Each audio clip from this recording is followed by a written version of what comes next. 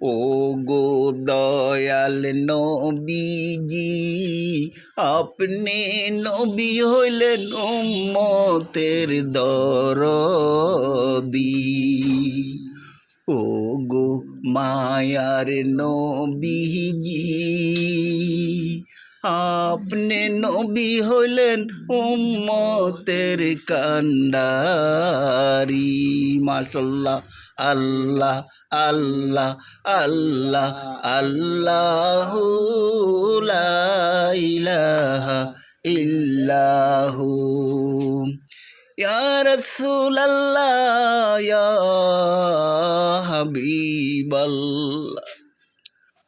ওগো নবীজি, আপনি যে ভবিষ্যৎবাণী দিয়ে গেছিলেন সাহাবীদের সামনে, আজকে একটা একটা করে সব কিছু প্রমাণ হয়ে যাইতেছে। সুবহানাল্লাহ। কেমন রে ভাই, আমার নবী সাহাবীদের সামনে বলছে, সাহাবীরা রে, ও সাহাবীরা, আমার শেষ জবনার উম্মতেরা রে, নমাজ রোজা বন্ধ করে দিয়ে দুনিয়ার জন্য পাগল হয়ে যাবে। আজকে এমন অবস্থা হয়ে গেছে সমাজের ভিতরে রে ভাই, সমাজে কোনো বিচার নাই, ইনসাফ নাই, মানুষের বিবেক নাই। যার 5টা 7টা 10টা বাড়ির মালিক, সে আরো করার জন্য পাগল হয়ে গেছে।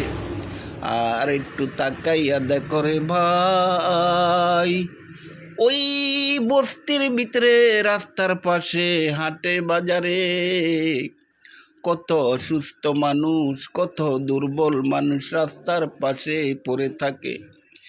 একটু ঠিক মতন শোয়ার জায়গা নাই। আর কত বড় লোক কত আরাম করে ঘুমায়, কত দামি বিছানায় ঘুমায়। এই মানুষগুলার কথা সমাজের ধনী মানুষগুলা একবারও চিন্তা করে না। আমি যে আল্লাহর বান্দা, ওই লোকগুলো তো সে আল্লাহর বান্দা। আজকে আমি বিনি কারণে, বিনি দরকারে কত আনন্দ করি, কত আনন্দ করি। আর এই মানুষগুলা রাস্তার পাশে পড়ে থাকে রে, একটু ভালো জামা কাপড় নাই, একটু ভালো পোশাক নাই তাদের গায়ে। আমাকে আল্লাহ যদি আমাকে এরকম বাজে বানাইয়া দিত, আমিও তো রাস্তার পাশে পড়ে থাকতাম। আহারে, আজকে মানুষের অন্তরের ভিতরে মায়া নাই, দয়া নাই। কি জবাব দিব রে কঠিন কাল হাসরের মাঠে, যেদিন আমার আল্লাহ দুনিয়ার ধনী মানুষগুলাকে ডাক দিবে, ও দুনিয়ার ধনী মানুষগুলা, তোমরা এক সাইডে দাঁড়াও। তোমাদেরকে আমি দুনিয়াতে এত টাকা পয়সা ধন সম্পত্তির মালিক বানিয়ে দিয়েছি, তোমাদের গরিবের উপরে কি ভূমিকা ছিল? ধনী মানুষগুলা বলবো, হায় আল্লাহ, তুমি কেমনে আমাদেরকে টাকা দিয়েছ?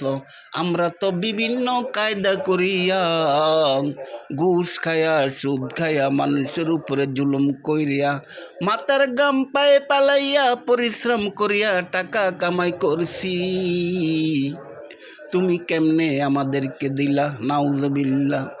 কারণ আমার আল্লাহ ডাক দিয়া বলবো, ও ধনী মানুষ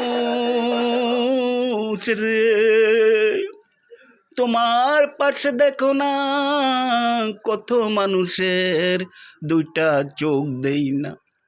আমি যদি তোমাদেরকে অন্ধ বানাইতাম সেদিন, তাহলে তোমরা কি বাজে কোটি কোটি টাকার মালিক হইতা।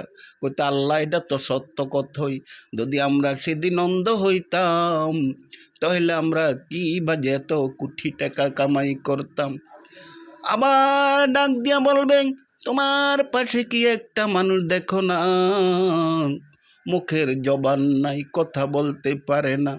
তার হাতে শক্তি আছে, পায়ে শক্তি আছে, তার বিবেক আছে, কিন্তু জবান দিয়া কথা বলতে পারে না। মানুষের কাজকর্ম করে কোনো রকম জীবিকা অর্জন করে। যদি আমি আল্লাহ তোমাকে সেদিন এই বোবা বানিয়ে দিতাম তাহলে কি করতা? কোন আল্লাহ এটা তো ঠিকই বলছেন। কারণ একটা একটা করে যখন আমার আল্লাহ ওই দুনিয়ার অসুস্থ মানুষগুলাকে হাজির করবে, তখন মানুষগুলার জবান দিয়ে কোনো কথা আসবে না। কইব না আল্লাহ আপনি যেটা বলছেন এটা তো ঠিক, তাহলে কেন রে সেদিন দুনিয়ার টাকা পয়সা দুনিয়ার সম্পত্তি পাইয়া এই অসহায় মানুষগুলার উপরে জুলুম করছো? আজকে তোমাদেরকে কে পার করে দিবে? কইব আল্লাহ আমাদের কোনো জবান দিয়ে কথা আসে না, তুমি যা করো না করে দাও। তখন আল্লাহ ফেরেশতারকে ডাক দিয়ে বলবে, ফেরেশতারা রে হাতে পায়ে বাঁধিয়া গরু ছাগলের মতন টানতে টানতে জাহান্নামে নিক্ষেপ করে দাও। এই বেঈমানগুলা কেমনে রে আমার কথা অমান্য করিয়া দুনিয়াতে চললো? এত খাওয়াইলাম, এত আরামে রাখলাম, এত দামি দামি বিছানায় ঘুমলাইলাম, তারপরও কি বাজে আমার বন্ধুর কথা অমান্য করিয়া দুনিয়াতে চললো। যাও যাও তোমাদের ঠিকানা হইল জাহান্নাম। আজকে দুনিয়ার জমিনে একটা মানুষ সর্বোচ্চ আনন্দ করতে পারলে, আরাম করতে পারলে, অত 70 বছর 80 বছর 90 বছর যদি হায়াত পায়, এই 70 বছর সে আরাম করলো। আর হাসরের মাঠের একটা দিন হবে রে ও জগতের মানুষ,